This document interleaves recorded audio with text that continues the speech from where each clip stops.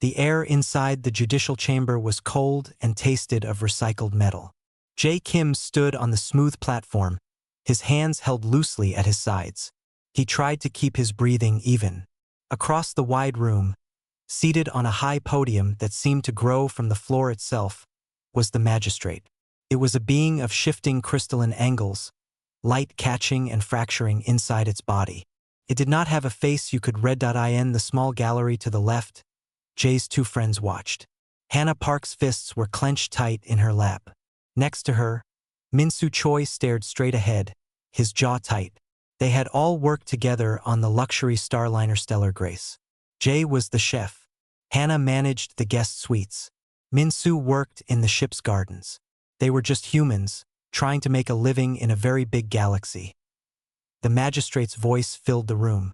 It was not a sound made by air, but a vibration that formed words directly in the mind. It was always calm, and always terribly sure. Jae Kim of Earth, you have been found guilty of cultural contamination and culinary sabotage on a Vega Prime vessel. The harmony of the guests was disrupted. Their physical forms were distressed. Your actions showed a deep disregard for galactic standards. Jae remembered the event. It was a diplomatic dinner for the Vega Prime delegation. The official menu was a bland, nutrient-rich paste, flavored with approved aromatics.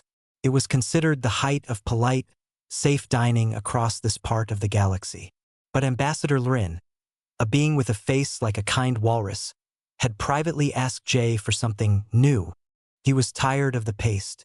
Jae, perhaps foolishly, had agreed. He used Min-soo's hidden stash of earth vegetables, a simple chili, some garlic, a little ginger. He made a small, beautiful dish of glazed protein and sharp, fresh flavors. The ambassador had loved it. He had eaten it all. Then, an hour later, his system, unused to such vibrant compounds, had reacted badly.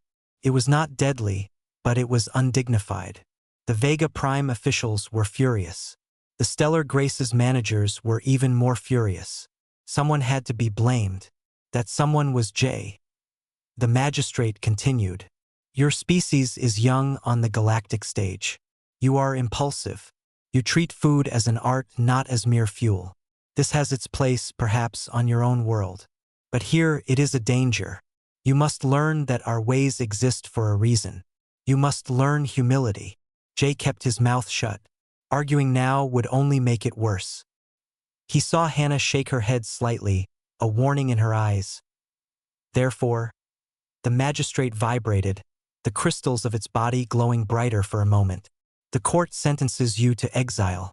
You will be taken to the surface of Xylos 9. You will be left there with only a basic survival pod.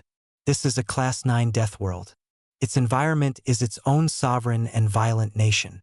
It will teach you the fragility of life that you so clearly lack. It will teach you respect. A cold feeling, colder than the room's air, settled in Jae's stomach. He had heard of Deathworlds. Class 9 was almost the worst category. Planets where everything, from the plants to the rain, was trying to kill you. No! The word burst from Hannah, sharp and human in the quiet room. A guard, a tall being with gray, thick skin, shifted its weight beside her. Min-soo grabbed her arm, pulling her back down to her seat. His own face was pale. The magistrate seemed to turn its light towards the gallery. The sentence is fixed. Companions of the condemned, your grief is noted but irrelevant. You will retain your positions on the Stellar Grace, provided you show no further dissent. The platform under Jae's feet began to glow. A transport beam. He had only seconds. He turned his head and looked at his friends. Hannah was crying now, silent tears streaking her face. Min-soo met his gaze and gave a single, slow nod. It was a promise. I will remember. I will try. Jae wanted to say something, to tell them it was just a stupid dish, to tell Hannah not to cry. But the light from the platform rose up, covering his legs, his chest, his face. The cold judicial chamber dissolved into a blur of white. The white faded into a different kind of light. A green, murky, oppressive light. The air hit him first.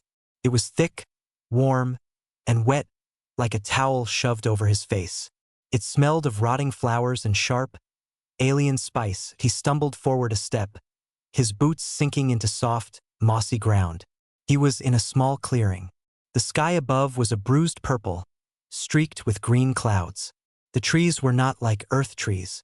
They were tall and twisted, with smooth, bone-white bark and great, fleshy red leaves that dripped a slow, steady trickle of liquid. That in front of him sat his survival pod. It was a dull metal hemisphere, just big enough for one person to crouch inside. It would have a water recycler, a basic medical kit, and a solar charger. That was all. It was not meant for a long stay. It was meant to make the prisoner's last days slightly less immediate. A sound made him jump. It was a chittering, clicking noise from the deep red shadows of the forest. It came from everywhere and nowhere. Jay's heart hammered against his ribs. He was wearing the standard-issue gray jumpsuit of a prisoner. Felt very, very thin. He turned in a slow circle. Every leaf, every vine, every strange, glowing fungus looked like a threat. This was his new home. This was where the galaxy had decided he would learn his lesson. He was supposed to be scared. He was terrified. But as he stood there, breathing in the strange, spicy air, another feeling crept in underneath the fear. It was a faint, stubborn spark. It was the same feeling he got when he looked at a set of unfamiliar ingredients. A question. What is this? What can it do? He looked at the dripping red leaves. He looked at the clusters of bulbous, orange growths on a nearby log. He looked at the survival pod, a pathetic lump of technology in this vibrant, murderous garden. The magistrate's final words echoed in his memory. It will teach you humility. Jay Kim, former chef of the Stellar Grace, took a deep breath of the poisonous air. He walked to the pod, opened the hatch, and started taking inventory. First, he had to survive the night. Then, he could think about other things. The spark inside him refused to go out. It was very small. But on a world of giant, hungry shadows, even a small spark is a thing to notice. The first night was a long scream of fear. The sounds were the worst. They were not animal sounds as Jay knew them. They were shrieks, and wet ripping noises, and deep hollow booms that made the ground shake. Glowing eyes, pairs and clusters of them, watched from the tree line. He stayed inside the sealed survival pod, curled up tight, listening to things scratch and tap against the metal hull. He did not sleep. When the bruised purple sky lightened to a dull gray-green, he forced himself to move. His body ached from tension. He opened the pod hatch carefully. The warm, thick air rushed in. The clearing looked different in the hazy daylight. Still alien, but more solid. The shadows were less deep. He had to find water. The pod's recycler could make a cup a day. It was not enough. He remembered a trick from an old Earth survival show. He took a large, waxy leaf from a plant near the pod and laid it on the ground. He found a few small, smooth stones, cleaned them on his jumpsuit, and put them in the center of the leaf. As the day warmed, he hoped dew would condense on the cold stones and drip into the leaf. It was a small hope. His stomach growled. He had a week's worth of nutrient bars in the pod. He would save them. He looked at the forest. Food was everywhere, if he could tell what wouldn't kill him. He watched. For hours, he just sat at the edge of the clearing and watched. He saw a small, six-legged creature with blue fur come cautiously out of the trees. It sniffed the air, then went straight to a patch of small, purple flowers. It began to eat them carefully. Jay marked the plant in his mind. Possibly safe. Then, a blur of something green and long shot from a hole in the ground. It snatched the blue creature and dragged it, squealing, into the earth. Jay flinched. He marked the hole as a place to avoid. This was how he spent his first days. Watching, learning the rhythms. The forest was not random chaos. It was a busy, deadly market. Everything was trading life for life. He saw which plants the flying creatures landed on. He saw what they avoided. He noticed that a certain type of ugly brown vine was never touched by the big, insect-like grazers. That vine was probably toxic. On the third day, he found water. A slow, clear stream about a 10-minute walk from his clearing. He approached it like it was a sleeping enemy. He watched from behind a bone-white tree for an hour. He saw nothing drink from it. That was a bad sign. He saw something else. A large, lizard-like animal came to the bank. It did not drink. Instead, it stretched its long neck and nibbled the glossy leaves from a bush that hung over the water. Then it left. Jay's mind, the part that was always a chef, woke up a little. If the animal wouldn't drink the water, but would eat the leaves from above it, perhaps the leaves cleaned the water. Or perhaps the water was bad. He needed a container. He went back to his pod. The next morning he tried an experiment. He used a sharp edge from the pod's hatch to cut a piece of the tough, waxy leaf. He made a simple cup. He filled it from the stream, then dropped in a few of the glossy leaves from the overhanging bush. He let it sit. After a few hours, he saw a faint, silvery sediment fall to the bottom of the leaf cup. He carefully poured the clearer water from the top into another leaf. He wasn't ready to drink it. He would use it for his stone and leaf condenser first. His real goal was food. The blue creature ate the purple flowers. But the flowers were small. He needed protein. He had seen the lizard creatures often. They were quick, but not impossible to track. He called them sun-scale lizards because their backs had a bright, orange-yellow pattern that caught the light. They were about the size of a large chicken. He spent a day following one, keeping his distance. He saw where it slept, in a high hollow of a tree. He saw what it ate: insects and the fruit from a low, sprawling plant with black berries. Most importantly, he saw what it feared: a larger predator, something with too many legs and a snapping beak, hunted near the stream. The sun-scale lizard always froze, then slowly, carefully, moved away from a particular area thick with a thorned, creeping plant. The lizard would not go near those thorns. Jay looked at the thorned creeper. The sap was a pale, milky color. He had an idea. It was dangerous, maybe stupid, but he was getting very hungry. The next day he set a trap. He used a strong, flexible vine as a snare near the blackberry plant. He waited perfectly still for hours. Just as he was about to give up, a sun-scale lizard crept in. It stepped into the snare. Jay pulled the vine tight. The lizard thrashed, but he held on. He felt terrible doing it. But this was life here. You ate or you were eaten. He had a lizard. Now, the dangerous part. Using 2 flat stones as tools, he carefully skinned and cleaned the creature, keeping his hands away from the meat. He remembered the lizard avoiding the thorned creeper. He used a stick to break a stem of the creeper and collect its milky sap in a leaf bowl. He boiled water over his small pod heater, then carefully added the sap. It fizzed and turned clear. He then added pieces of the lizard meat. The smell was strange, sharp and chemical at first, then mellowing into something like cooking seafood. He boiled it for a long time. When he finally took a piece out, the meat was white and flaky. He blew on it. He took the smallest bite. The flavor exploded in his mouth. It was clean, sweet, like scallop and chicken mixed together. It was wonderful. It was the best thing he had tasted in a year of serving nutrient paste on the Stellar Grace. He ate the whole piece, then another. He felt strong and full, for the first time since he arrived. That night, he made a note on a pad of flimsy paper from the pod's kit. He wrote by the light of a glowing fungus he had found was safe to touch. He did not write a diary of fear. He wrote a recipe. Sun-scale lizard, he wrote. Toxic when raw. Must be purified with thorn creeper sap. Neutralizes compound X. Result: tender, white meat. High yield. Flavor: delicate, sweet, umami-rich. Pairs well with, needs a starch. He looked out the pod hatch at the dark, noisy, dangerous world. For a moment, he did not see a prison. He saw a kitchen. A very, very dangerous kitchen. The spark inside him grew a little brighter. He had his first ingredient. With a full stomach, the world became a different place. Fear was still there, a constant companion, but it was no longer the boss. Now, Jay's mind was led by curiosity. The Deathworld was a puzzle. Every terrifying thing was also a potential ingredient. His survival stopped being just about hiding and started being about testing, tasting, and learning.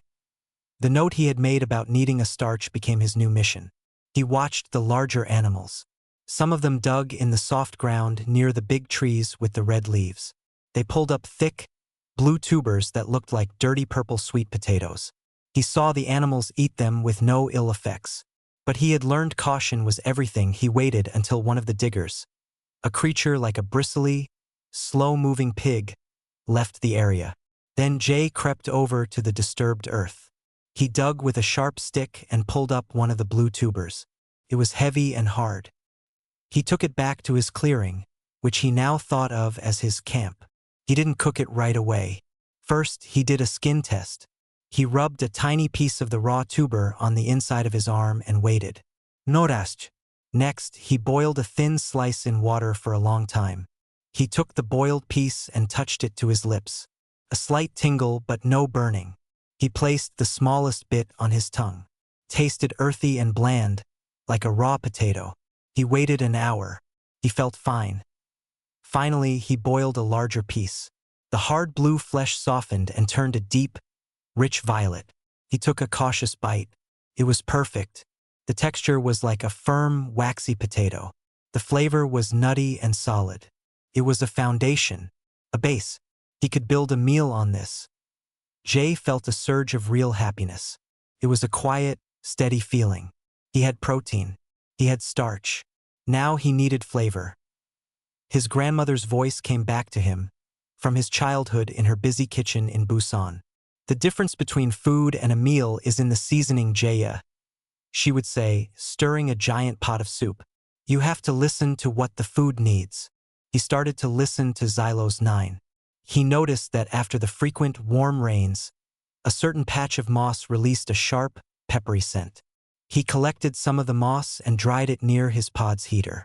Crushed, it became a spicy powder. It wasn't pepper, but it had a clean, fiery kick. He found a vine that produced small, hard pods. When he cracked one open, it was full of sticky seeds that smelled like sour citrus. He learned to toast them lightly. They added a bright, acidic note. His camp evolved. The survival pod was his pantry and safe room. Outside, he built a simple fireplace with stones. He crafted a cooking pot by carefully hammering a piece of metal from the pod's non-essential interior into a bowl shape. He made chopsticks from a straight, hard branch point. One evening, he made his first real composed dish. He boiled the blue tuber until soft. He pan-seared a piece of sun-scale lizard meat in the rendered fat from another creature he'd found was safe, a fatty, slow-moving grub. He sprinkled the meat with the toasted sour seeds and the moss pepper.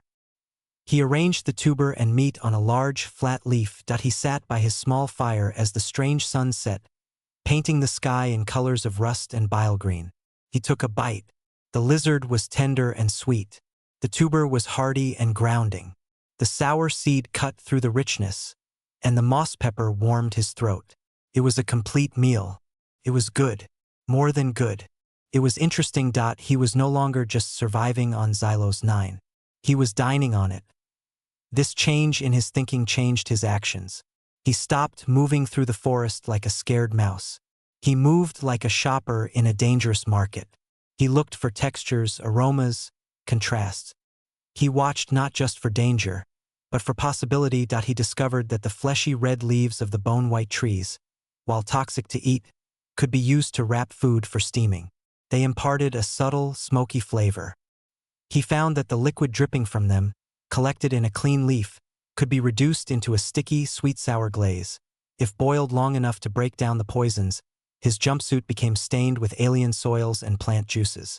His hands grew rough and calloused, but his eyes grew sharp. He began to understand the ecosystem not as a series of threats, but as a complex web of relationships. The thorned creeper's sap neutralized the lizard's toxin. The glossy leaves purified the water. The moss released its spice only after rain. Everything was connected. One day, while searching for more of the sour seed pods, he stumbled upon something different. It was a wreck. Part of a ship, much larger than his pod, was half buried in a hillside, covered in vines and fungus. It was old. Metal was rusted and plants grew through broken hull plates. His heart beat faster. This was technology. This was a link to the galaxy that left him here. He approached carefully. The inside was a tomb of dead consoles and collapsed corridors. He saw no bones. Whatever happened here was long ago. Then, in a corner of a shattered compartment, he saw it. A communications transponder array. It was broken, covered in dirt, and one side was melted. But it was mostly intact. He knew this equipment. He had seen it on the Stellar Grace. It was for sending signals, for calling for help. He stared at it for a long time. The magistrate's words echoed. It will teach you humility. He thought about sending a plea, a cry for mercy. I was wrong. Save me. He looked at the array. Then he looked down at his hands, stained with violet tuber juice and lizard scales. He thought about his last meal.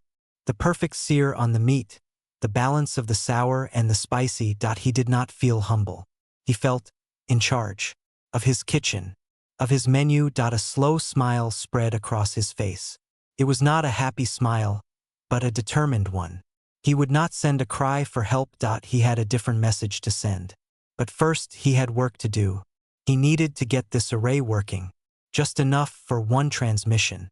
He began to carefully clear the vines and dirt from the machine. He had a new project, and back at his camp he had notes to organize. He had a lot to say. The wrecked ship became Jay's second home. For weeks, he divided his time between his camp and the silent, broken hull. His days had a new rhythm. Forage, cook, eat, then work on the machine. He was no engineer, but the basic principles of power and connection were not so different from following a recipe. You needed the right ingredients, combined in the right order. He cleaned the transponder array carefully. He used dry moss to wipe away years of grime. The melted side was a lost cause, but the other side had a series of crystal data cells that still looked whole. The main problem was power. The ship's core was dead, a cold lump of metal. He spent days searching the rest of the wreck. In a storage locker, he found a small, cracked solar battery. It was an old model, but it was something. He carried it back to his camp and left it in the sun for a full day. That evening, he connected a wire from it to a small light panel he had taken from his survival pod. It glowed weakly. He had power. Not much, but a little. The next challenge was the dish, the part that would send the signal out into space. It was bent and torn. He used vines and strong, flexible branches to lash it back into a rough shape. It would not be perfect. It would not send a strong, clear signal. But maybe, just maybe, it could send a short, simple pulse of data. A whisper. While he worked with his hands, his mind was working on something else. He knew what he wanted to say. He thought about it while he tended his cooking fire. He composed it in his head while peeling blue tubers. This was not a distress call. It was something else. At his camp, his collection of notes had grown. They were not just survival logs. They were recipes, tasting notes, observations. He wrote them on every scrap he could find. The flimsy paper from his pod, the smooth inner bark of a certain tree, even large, flat leaves he dried and marked with charcoal. He had a page for sun-scale lizard, 2 methods. One for boiling with thorncreeper sap, one for pan-searing. He had notes on blue tuber, best when roasted in coals until skin cracks. He had a section on seasonings, listing the moss pepper, the sour seeds, a salty mineral crust he scraped from certain rocks, and a fragrant, sweet nectar from a night-blooming flower. He did not write about his fear. He did not write about the loneliness. He wrote about food. He wrote about the way the fat of the grub could be rendered for frying. He wrote about the importance of resting the lizard meat after cooking. He described the exact sound the tuber made when it was perfectly cooked. A soft, hollow thump. One evening, after a meal of steamed lizard wrapped in red leaves with a sour seed glaze, he knew his message was ready. He had to translate his notes into a form the galaxy would understand. He sat by his fire, a flat piece of bark on his lap. He thought of the fancy galactic cultural networks. They had forums for art, for music, for poetry. And they had forums for culinary review. He began to write. Not as a prisoner, not as a victim. He wrote as a critic. He gave his work a title. He thought for a long time. He wanted it to be clear. He wanted it to be honest. He finally wrote, A humble eatery, solo dining on Class-9. For 0.5 stars. He started with the ambience. He described the open-air seating and the dynamic, immersive atmosphere. He mentioned the occasionally over-enthusiastic wildlife, which could interrupt a quiet meal. He wrote about the natural lighting, which ranged from pleasant green gloom to dramatic storm gray. He moved to service.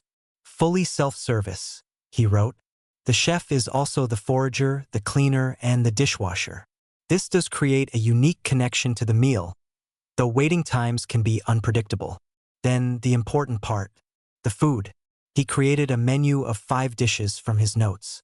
Dish 1, purified sun-scale ceviche, with a touch of citrus seed acid. He described the clean, bright flavor, the tender texture.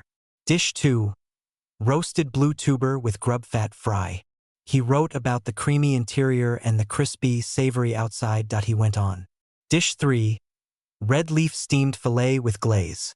Dish 4, forest moss and mineral broth. Dish 5, night bloom nectar gel. For each, he wrote about presentation, taste, and balance. He suggested pairings. The ceviche pairs well with collected rainwater, slightly acidic. The broth demands stillness and appreciation.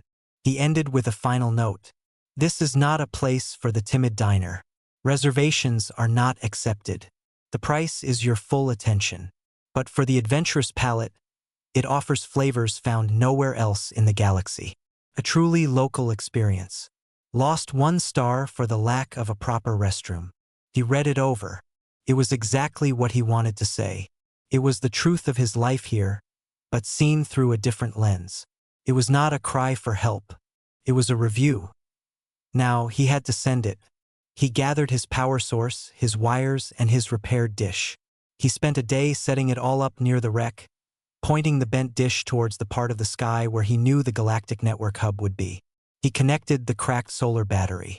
He fed his written review, line by line, into the old transponder's memory buffer. He would only get 1 chance. The battery would give all its power in 1 burst for the transmission. He had to hope the signal was strong enough to reach the nearest relay. He had to hope someone would listen. He looked at the setup. A pile of junk held together with vines and hope. He thought of the cold magistrate. He thought of Hannah and Minsu, somewhere out there. He took a deep breath of the spicy, dangerous air. Then he closed the final connection. The machine whined, a high-pitched sound that made the nearby creatures go quiet. A light on the console flickered once, twice, and then stayed on. The bent dish hummed. He could feel the energy pulling from the little battery. He pressed the send command. There was a brief, sharp buzz. A small spark flew from a loose wire. Then silence. The light on the console went out. The machine was dead, its last bit of life used up. The signal was gone. It was flying through the dark now, a tiny electronic bottle carrying a restaurant review from a Class-9 Deathworld. Jay sat down in the dirt. He felt tired, but calm. He had done it. He had spoken back. He didn't know if anyone would hear, but he had said his piece. Now there was nothing to do but wait, and maybe see what was for dinner. The signal traveled. It was a weak, ragged little thing, a whisper against the roar of the universe. It bounced off a listening post on a dead moon. It was flagged by an automated system, not for its importance, but for its strange point of origin, a coordinates marker for Class-9, a planet with a red quarantine. Deathworld flag next to its name. The system, following its programming, routed the signal to the nearest General Galactic Cultural Exchange node. IT landed in a public forum called Tastes Across the Stars, a place for beings to share food experiences. Most posts were about new paste flavors or reviews of orbital restaurants.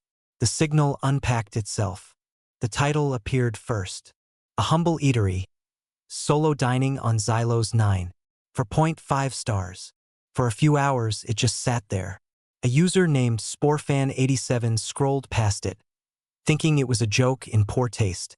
Then a culinary anthropologist from a water world saw it. She read the first line about open-air seating, and her frills fluttered in confusion. She shared it to a smaller, more serious network of xenobiologists. That was when it caught fire. The details were too specific to be a joke. The description of the thorncreeper sap as a neutralizing agent for the sunscale lizard's toxin matched theoretical models of biochemical counteragents. The description of the blue tuber's nutty, waxy profile was written with the precise language of a professional taster. This was not a prank. This was a field report from a place no one was supposed to survive. The post was copied, analyzed, and shared again. It moved from food forums to scientific networks. It appeared on news feeds. The headline changed from an oddity to a sensation. Convicted human chef not dead, filing restaurant reviews from Deathworld. On the luxury liner Stellar Grace, Hannah Park was serving synth tea to a Vega Prime diplomat. Her tablet, sitting on her service cart, pinged softly. It was a news alert. She glanced at it, her professional smile frozen on her face. The words Xylos-9 and Restaurant Review seemed to swim before her eyes. Her hand shook, making the china cup rattle on its saucer. The diplomat looked up. "Is there a problem, steward?" "No, honored one." "Forgive me," Hannah whispered. She finished her task with mechanical precision, then practically ran to the crew quarters. She found Min-Soo in the hydroponics bay, trimming a leafy plant. She shoved the tablet at him without a word. Min-Soo read it. His eyes grew wide. He read it again, slowly, a grin spreading across his face. "He's alive," Min-Soo breathed. "And he's critiquing the planet. He's making them look like fools," Hannah said, her voice a mix of awe and fierce pride. She pointed to the screen. "Look at the comments. The scientists are arguing. They're saying if one human can do this, maybe Xylos-9 isn't a Class 9. They're saying the whole classification system is based on fear, not study." Min-Soo scrolled. The forum was exploding. One user wrote, "This review demonstrates a mastery of exobiology that our top survey teams lack. He's not surviving. He's curating." Another, clearly angry, posted, "This is an insult to the judicial accord. The penalty was exile, not a culinary vacation." The story had everything. A dramatic crime, a cruel punishment, an impossible survival, and a hilarious, cutting response. It was being shared everywhere. The name J. Kim was no longer just a criminal entry in a galactic database. It was a symbol of absurd defiance. Hannah grabbed Min-Soo's arm. "We have to help. This is our chance. They have to go get him now. Public pressure. We can add to it." Together, they drafted a statement. They kept it simple.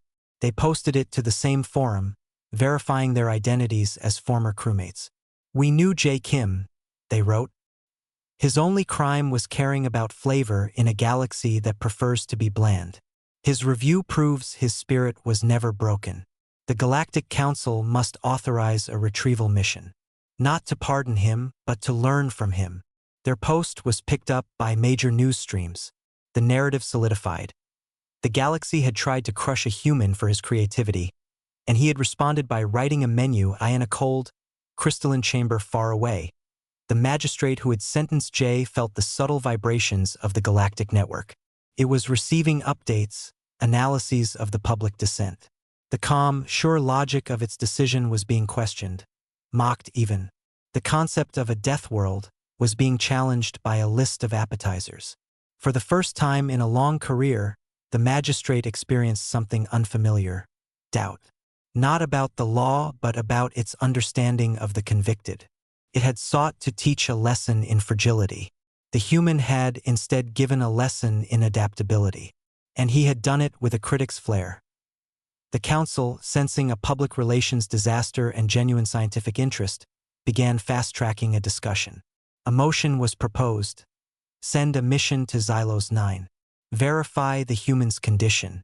Retrieve him for debriefing. They avoided the word rescue. It was to be an extraction for study. Back on Xylos-9, Jay knew none of this. He had sent his message into the dark and let it go. He continued his routines. He improved his recipes.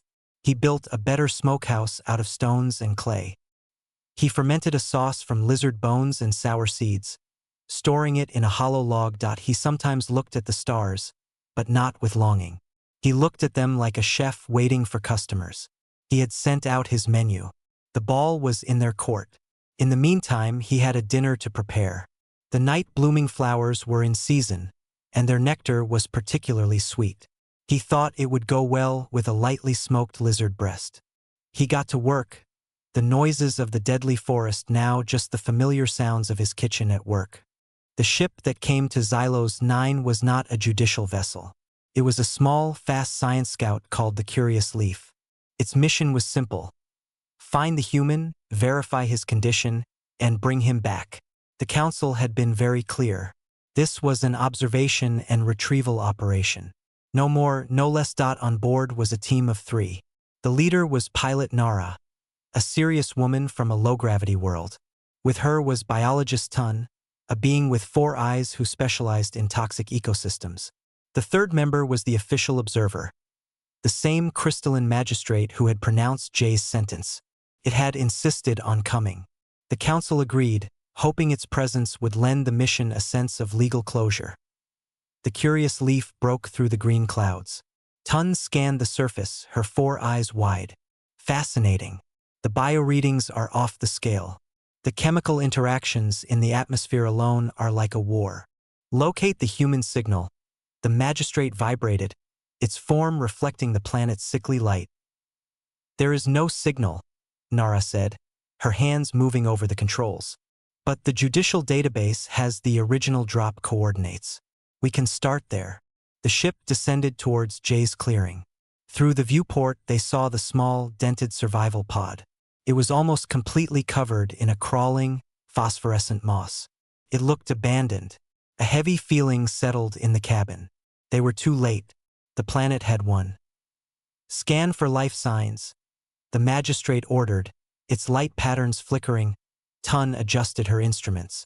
She expected to find nothing, or perhaps the scattered remains of organic matter. The scanner beeped. Tun's primary eyes blinked. I am reading one dominant life form, human. Vital signs are strong, exceptionally strong, and he is not at the pod. Where? Asked Nara. Approximately 100 meters east, in a structure. Tun's voice was confused. Nara guided the ship low over the treetops. They saw it. Near a slow, clear stream there was a human-made space. A well-built stone fireplace held warm coals. A strange rack made of vines and wood hung with thin strips of dark meat. A shelter was woven from giant leaves over a frame of branches.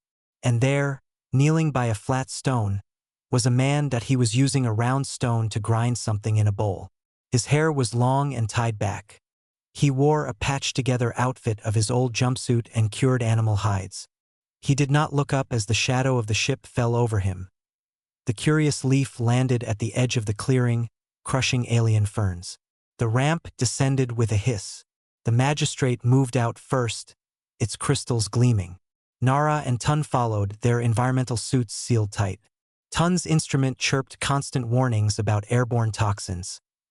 Jay finished grinding his spices. He wiped his hands on a piece of hide and finally stood up, turning to face them.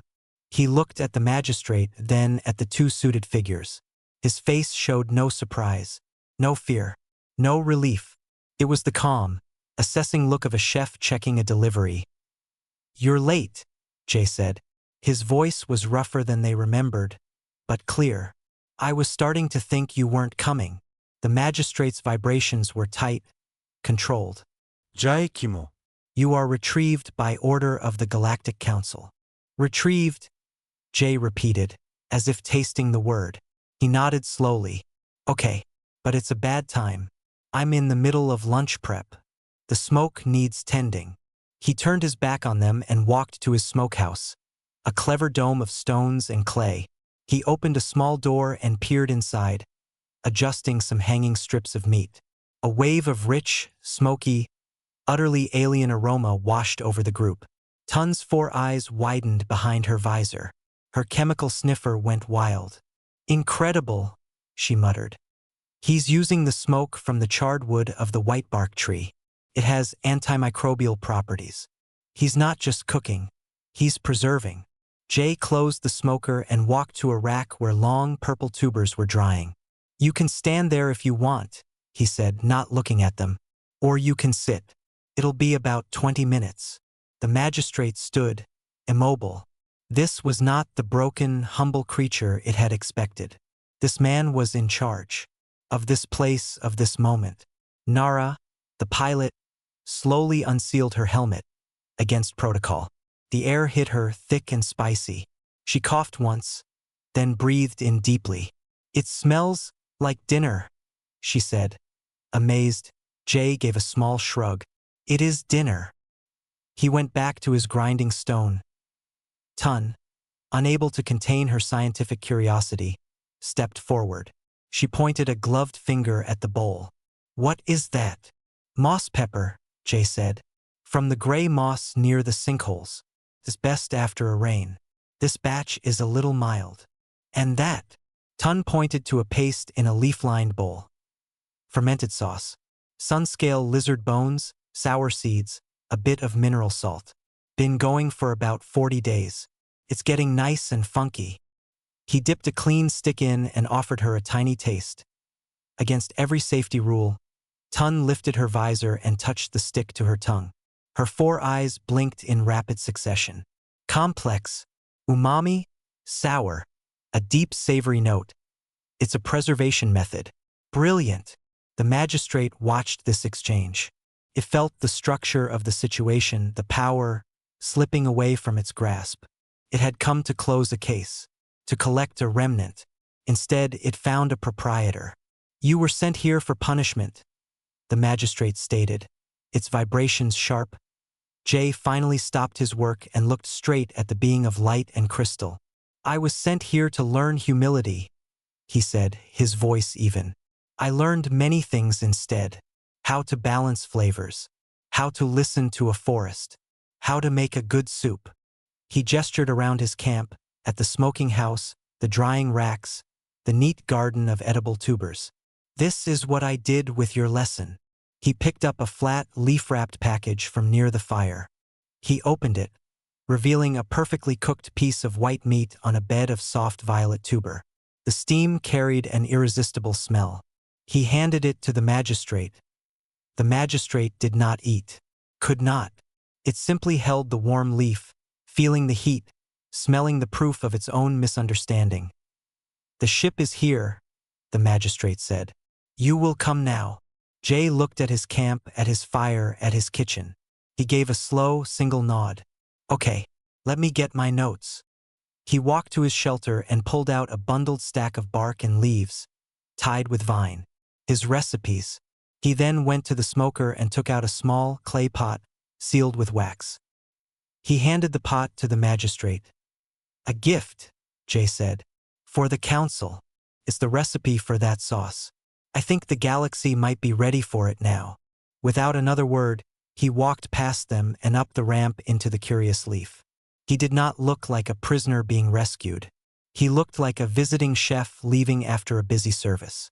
Nara and Tun hurried after him, leaving the magistrate standing alone in the clearing, holding a warm meal and a clay pot, surrounded by the vibrant, humming, deadly proof of its own mistake. The inside of the curious leaf was clean, quiet, and smelled of filtered air. Felt strange to Jay. He sat in a passenger chair, his bundle of notes on his lap. He watched the green and purple surface of Xylos, 9 shrink away through the viewport. He did not feel sad. He felt like he was leaving a long, difficult but successful job. Pilot Nara and biologist Tun were busy at the controls, but they kept glancing at him. Tun finally could not hold her questions any longer. "The sour seeds?" she asked, turning a chair to face him. "You determined they were safe by watching the flying grazers, correct? But how did you know the toasting process wouldn't create a new toxin?" Jay thought for a moment. "I didn't. Not at first. I toasted one seed very lightly. I left it on a rock for a day. Nothing tried to eat it. That was a bad sign. So I tried a different approach. I cracked the seed and soaked it in water with the glossy leaves from the stream. Then I toasted it. That time, a small insect came and took a piece. So I knew it was safe." Tun's 4 eyes stared, fascinated. You used local fauna as your bioassay. That is remarkably logical and risky. It was just testing, Jay said with a small shrug, like seeing if a soup needs more salt.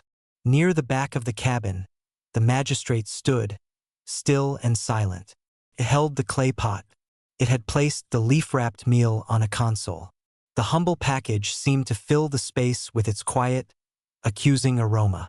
The magistrate's internal processes were conflicted. Justice had been served according to the law. But the outcome felt nothing like justice. It felt like a miscalculation. The journey back to civilized space was short. When the ship docked at the gleaming Serenity Station, a small crowd was waiting. News traveled fast. There were reporters with floating recorders, a few scientists in robes, and a cluster of officials looking uncomfortable. And there, at the front, held back by a security line, were Hannah and Minsu. Hannah's hands were pressed to her mouth. Minsu was grinning, his eyes bright. The ship's ramp lowered. Nara and Tun exited first. Then came Jay. He looked different. On the screens, during his trial, he had looked like any other human in a standard jumpsuit. Now, he looked like something from an ancient story. His hair was long, his skin tanned and marked with small scars. He wore his patched clothes and carried his bundle of bark papers. He smelled of wood smoke and strange spices. The crowd buzzed. The officials stepped forward. One, a tall being with smooth gray skin, began to speak. J. Kim, by order of the council, your sentence is hereby suspended pending a full review of the circumstances and the new data. You will be debriefed. Jay listened, then nodded. He looked past the official to where Hannah and Minsu were waving. He gave them a small, sure smile. Then the gray official made a mistake. He added, trying to sound stern, your actions on Xylos 9, while unorthodox, have shown a certain resilience. But let us be clear, the original crime of cultural contamination stands. At that moment, the magistrate moved. It glided down the ramp, holding the clay pot. It stopped beside the gray official. Its crystalline form caught the station's bright lights, sending little rainbows across the deck. The crime, the magistrate vibrated, its voice heard by everyone, was judged based on a failure of understanding. It extended the clay pot to the gray official. The condemned offers this. It is a recipe, a product of the punishment world. The official took the pot, confused. The magistrate continued, its vibrations thoughtful. We sentenced him to be broken by a world. Instead, he learned its language. He did not contaminate it. He communicated with it. The failure was not his. The failure was ours, to see that not all culture is soft, and not all strength is violent. A silence fell over the deck. The magistrate turned its light towards Jay. The review you filed, it was not defiance. It was a correction. We stand corrected. With that, the magistrate moved away, its part in the drama finished. The gray official looked at the clay pot in his hands, then at Jay. The script for this return had been torn up. Hannah called out, Jay, what did you make? Jay looked at his friends, then at the officials, then at the watching cameras. He thought of his simple camp, his fire, the taste of a good meal after a hard day's work. I made dinner, he said, his voice clear and carrying. And I took notes. The story, of course, did not end there. The council, embarrassed and scientifically intrigued, quietly dropped all charges. Jay's notes were published. They became a surprise bestseller, part survival guide, part cookbook, part philosophy. It was called the Deathworld menu. Jay did not return to the luxury liners.